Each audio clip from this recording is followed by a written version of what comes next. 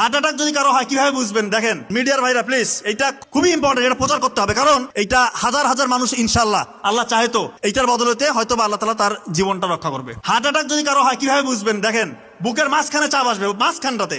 অনেকে মনে করবেন বুকের বাম পাশে মনে হয় চাপ, না, বুকের মাঝখানে ব্যথা বা চাপ, এমন চাপ যদি 20 কেজি ওজনের একটা পাথর আপনার বুকে চাপা দেয় তাহলে কেমন ওজন লাগবে? ভারী লাগবে না?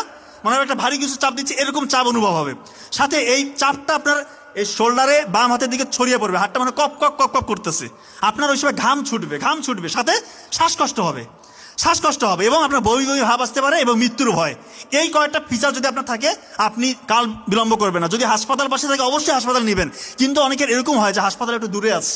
এই জন্য ওই WHO এবং আমেরিকান হার্ট ফাউন্ডেশন তারা বলছে প্রি হসপিটাল ম্যানেজমেন্ট বাসায় করতে পারবেন। খুব ইম্পর্টেন্ট, অ্যাসপিরিন, একটা ট্যাবলেট অ্যাসপিরিন 300 mg চিবিয়ে খেতে হবে। অ্যাসপিরিন চিবিয়ে খেতে হবে, ইনশাআল্লাহ তার 50 ভাগ মৃত্যুর ঝুঁকি কমে আসলো।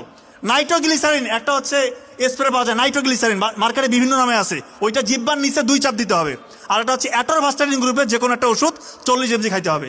আল্লাহ চাহে তো তার মৃত্যুর ঝুঁকি ইনশাআল্লাহ আপনি 70-80 ভাগ বাসার মধ্যে কমাই দিলেন, এরপরে দ্রুত হাসপাতালে নিয়ে যেতে হবে। এটা প্রচার হবে সামনে, অবশ্যই আপনার বারবার দেখে নেবেন।